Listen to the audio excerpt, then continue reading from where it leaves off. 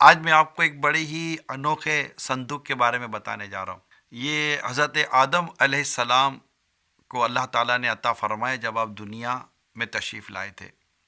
شمشاد نامی درخت کی مضبوط لکڑی کا یہ بنا ہوا تھا اور اس میں سونے کا کام کیا ہوا تھا۔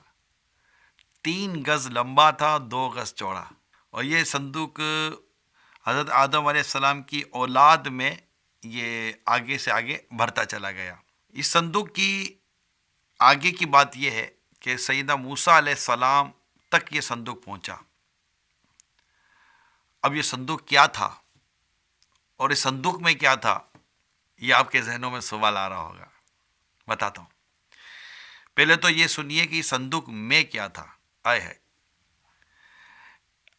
اس صندوق میں تمام انبیاء کرام علیہم السلام اور ان کے مکانات کی تصویریں تھیں۔ اللہ کے آخری نبی محمد عربی صلی اللہ تعالیٰ علیہ وآلہ وسلم اور آپ کے مقدس مکان کی تصویر ایک سرخ یعنی لال ریڈ یاقوت میں تھی۔ اس تصویر میں آپ صلی اللہ تعالیٰ علیہ وسلم نماز کی حالت میں تھے، جبکہ آس پاس صحابہ کرام علیہم رضوان موجود تھے۔ ہاں، یہ بتاتا چلوں کہ یہ تصویر قدرتی تھی، کسی انسان کی بنائی ہوئی نہ تھی۔ پھر حضرت سیدنا موسیٰ علیہ السلام کو یہ صندوق ملا تو آپ اس میں اپنا خاص سامان رکھنے لگے۔ توریت شریف کی تختیوں کے ٹکڑے اس صندوق میں تھے، جنتی لاٹھی، حضرت سیدنا موسیٰ علیہ السلام کا لباس مبارک، حضرت سیدنا ہارون علیہ السلام کا امامہ اور ان کی لاٹھی مبارک، حضرت سیدنا سلیمان علیہ السلام کی انگوٹھی، اور بنی اسرائیل پر جو من و سلوہ نازل ہوتا تھا ان میں سے من بھی اس میں موجود تھا۔ تو یہ اس صندوق میں کیا تھا اس کی میں نے کوئی تفصیل آپ کو بیان فرمائی ہے۔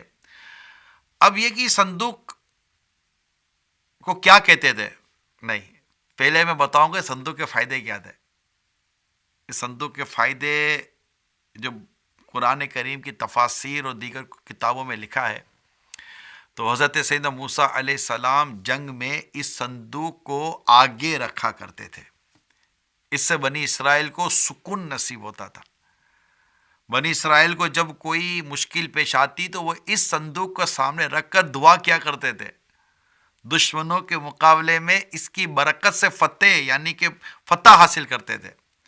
جب آپس میں اختلاف ہوتا تو صندوق سے فیصلہ کرواتے۔ صندوق سے فیصلے کی آواز آتی تھی، بلائیں اور آفتیں صندوق کی برکت سے ٹل جاتی تھی۔ پھر جب بنی اسرائیل اللہ عز و جل کی بہت زیادہ نافرمانی کرنے لگے تو کچھ یوں ہوا کہ قوم عمالقہ کہ بہت بڑے لشکر نے ان پر حملہ کیا اور ان کی بستیوں کو تباہ کر دیا، اور یہ انوکھا صندوق لے کر وہ چلے گئے۔ قوم عمالقہ نے اس صندوق کی اہمیت کو چونکہ سمجھانا تھا، اس کو گندی جگہ پر رکھ دیا اس کو۔ اب اس بے ادبی کے نتیجے میں وہ مختلف بیماریوں کا شکار ہونے لگے۔ ان کی 5 بستیاں ہلاک ہو گئیں۔ اب انہیں یقین ہو گیا کہ یہ سب جو کچھ ہمارے ساتھ ہو رہا ہے یہ اس مقدس صندوق کی بے ادبی کا نتیجہ ہے۔ چنانچہ انہوں نے صندوق ایک بیل گاڑی میں رکھا اور بنی اسرائیل کی بستیوں کی طرف اسے چھوڑ دیا۔ وہ صندوق 4 فرشتوں کی نگرانی میں اس وقت کے نبی حضرت سیدنا شمویل علیہ السلام تک پہنچا۔ یوں بنی اسرائیل کو دوبارہ یہ عظیم نعمت حاصل ہو گئی۔ اس کی مزید تفصیل میں یہ بھی ہے کہ حضرت امام مہدی رضی اللہ تعالیٰ عنہ جب تشریف لائیں گے تو اس مبارک صندوق کو فلسطین کے تبریہ نام کی جھیل سے، یا ایک قول کے مطابق ترکی کے شہر انطاکیہ کی کسی غار سے آپ نکالیں گے۔ آپ سوچ رہے ہوں گے کہ یہ کون سا تابوت ہے، یہ کون سا صندوق ہے؟ تو اس کو تابوت سکینہ کہا جاتا ہے، جس کا ذکر پاک سورہ بقرہ کی آیت نمبر 248 میں بیان کیا گیا ہے۔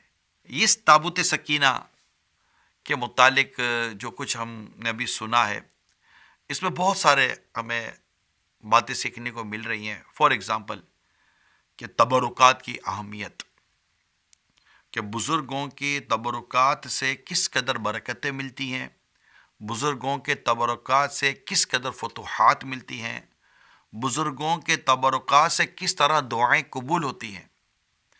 آپ سوچئے کہ جن کے تبرکات کا یہ عالم ہے، خود ان کا اپنے یعنی ان شخصیات کا، ان نیک لوگوں کا عالم کیا ہوگا جس صندوق میں ان کے چیزیں موجود تھیں، ان کے تبرکات موجود تھے، اور اس کی موجودگی میں سکینہ بھی، راحت بھی اور دعاؤں کی قبولیت بھی ہوتی تھی. تو جب ان کے مزارات پر جہاں وہ خود انبیاء کرام اور بزرگان دین آرام فرما ہے، جب ان کے مزارات پر جا کر آپ دعائیں کریں گے تو دعائیں کیسے قبول ہوتی ہے. دوسری بات جو ہمیں ایک اہم بات پتہ چلی کہ آپ دیکھیے کہ ایک قوم نے اس تبرکات کی بے ادبی کی، ان پر کیسی مصیبتیں آئیں، تو پتہ چلا کہ تبرکات کا ادب کرنا چاہیے، اس کی بے ادبی نہیں کرنی چاہیے، کہ اس کی بے ادبی کی وجہ سے بہت ساری مصیبتوں پریشانیوں میں گرفتار ہونے کا خطرہ ہے. تو اللہ تعالی ہم سب کو تبرکات کی برکتیں عطا فرمائے. تبرکات کا ذکر یہ تو جیسے ابھی تابوت سکینہ کا میں نے ذکر کیا، آپ نے حضرت یوسف علیہ السلام کا واقعہ پڑھا ہوگا کہ حضرت یوسف علیہ السلام کی مبارک قمیص یہ جب حضرت یعقوب علیہ السلام جو آپ کے والد صاحب تھے، جب ان کی آنکھوں پر لگائی گئی تو ان کی آنکھوں کا جو کمزوری تھی وہ دور ہو گئی. تابوت سکینہ کا جس طرح میں نے آپ کو واقعہ سنایا قرآن کریم سے، اسی طرح میری درخواست ہے کہ آپ قرآن کریم کو پڑھیں اور صراط الجنان کا مطالعہ کریں. انشاءاللہ اس کو اسٹڈی میں لائیں، آپ کو قرآن کریم میں موجود بہت سارے مضامین کی بہت ساری معلومات حاصل ہوگی. اللہ ہمیں قرآن کریم کا فیضان عطا فرمائے.